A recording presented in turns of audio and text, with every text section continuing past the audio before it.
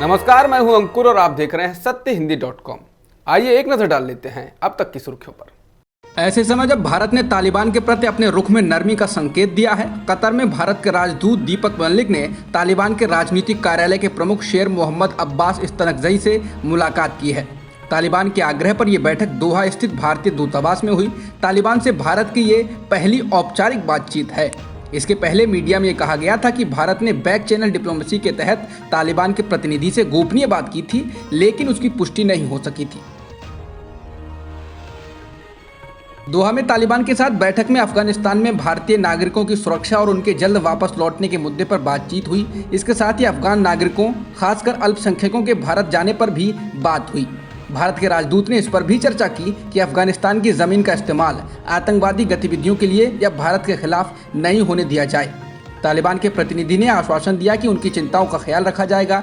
विदेश मंत्रालय के प्रवक्ता अरिंदम बागची ने वेब प्रेस कॉन्फ्रेंस ट्वीट की है, जिसमें इस बातचीत का विस्तृत ब्यौरा है। अफगानिस्तान से आखिरी अमेरिकी सैनिक भी लौट गए हैं। अमेरिका ने इसकी पुष्टि की और तालिबान ने भी। 20 साल तक अमेरिका अफगानिस्तान में संघर्ष करता रहा।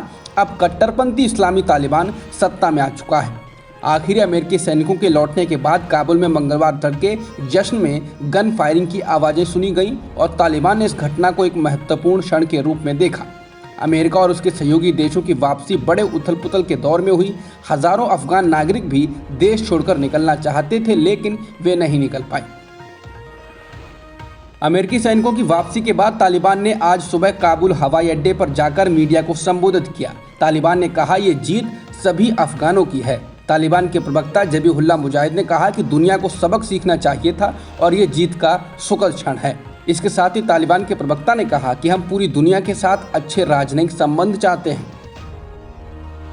कोरोना काल में बेहद खराब दौर से गुजर चुकी भारतीय अर्थव्यवस्था के लिए सुखद खबर है। भारत की जीडीपी में साल 2021-22 की पहली तिमाही यानी अप्रैल-जून में 20.1% की वृद्धि दर्ज की गई है। केंद्र सरकार के सामने अर्थव्यवस्था को पटरी पर लाने की बहुत बड़ी चुनौती है।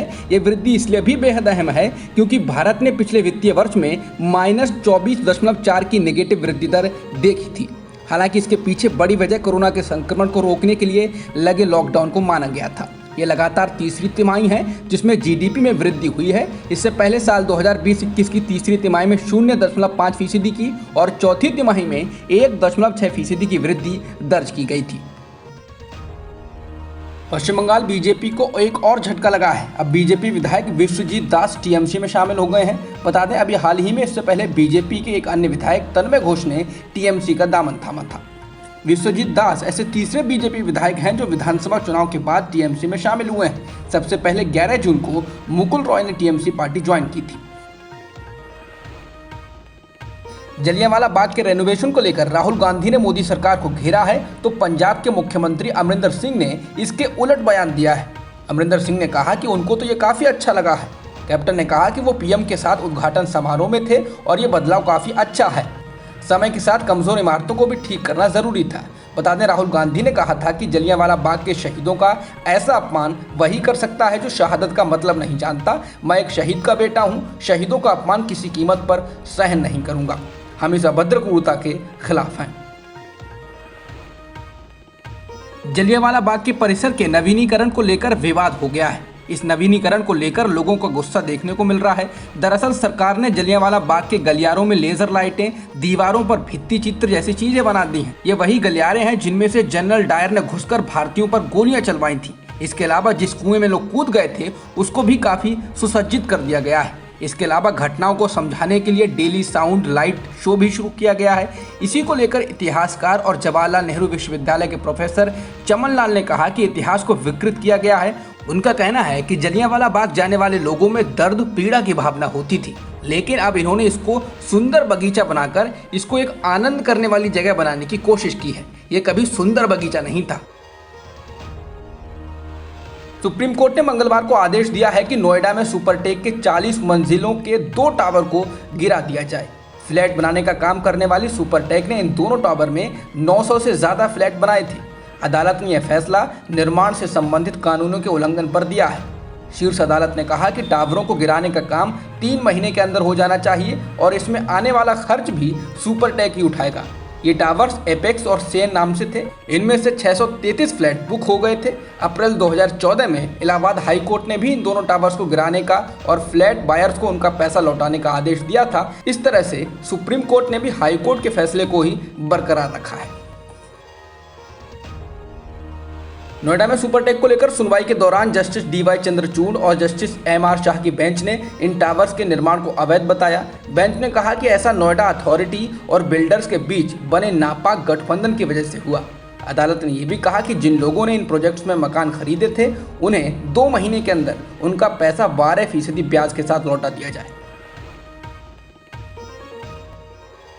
कोरोना की तीसरी लहर की आशंका के बीच पश्चिमी उत्तर प्रदेश के कुछ इलाकों में रहस्यमयी बुखार ने आतंक मचाया हुआ है। पिछले एक हफ्ते में इसने 68 लोगों की जान ले ली है। मरने वालों में 40 बच्चे भी हैं। इस रहस्यमयी बुखार के लक्षणों में तेज बुखार आना, शरीर में पानी की कमी और तेजी से प्लेटलेट्स का गिरना शामिल है, जबकि कुछ मामलों में डेंगू बुखार के जैसे लक्षण दिखाई दिए हैं। इस वजह से सरकारी अस्पतालों में बड़ी संख्या में लोग आ रहे हैं और लोगों को बिस्तरों की कमी जैसे हालात का सामना करना पड़ रहा है। इस बुखार के अधिकतर मामले आगरा, मथुरा, मैनपुरी, एटा, कासगंज और फिरोजाबाद जिले से आए हैं। टोक्यो पैरालंपिक में भारत का शानदार प्रदर्शन जारी है। आज भारत के लिए हाई जंप में 2 पदक मिले हैं। मरियप्पन तंगवेलू ने हाई जंप में सिल्वर जीता तो शरद कुमार ने कांस्य पदक पर कब्जा किया। मरियप्पन का ये लगातार दूसरा मेडल है। 2016 के रियो पैरालंपिक में भी उन्होंने स्वर्ण पदक जीता था। इसके साथ ही भारत के अब पैरालंपिक में 10 पदक हो गए हैं। दक्षिण पश्चिमी सऊदी अरब में स्थित आभा एयरपोर्ट पर मंगलवार को ड्रोन हमला हुआ है। इसमें 8 लोग घायल हो गए हैं और एक विमान को भी नुकसान पहुंचा है। स्थानीय मीडिया के हवाले से ये जानकारी आई है। आभा एयरपोर्ट पर पिछले 24 घंटे में ये दूसरा ड्रोन हमला है। अभी तक इस हमले की जिम्मेदारी किसी भी संगठन ने नहीं ली है। सऊदी अरब के नेतृत्व में बना सैन्य गठबंधन यमन के हूती विद्रोहियों के खिलाफ 2015 से जंग लड़ रहा है। इस जंग में सऊदी अरब के अंतर्राष्ट्रीय एयरपोर्ट्स को, सैन्य ठिकानों को और तेल से जुड़े निर्माणों को निशाना बनाया जा चुका है। पूर्व पाकिस्तानी क्रिकेटर शाहिद अफरीदी ने तालिबान के समर्थन में बयान दिया।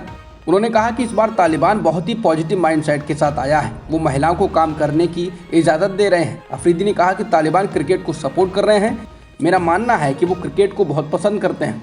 अब तक की खबरों में इतना ही। बाकी खबरों के लिए बने रहिए सत्यहिंदी.com के साथ। सत्य हिंदी का ऐप डाउनलोड करें गूगल प्ले स्टोर पर।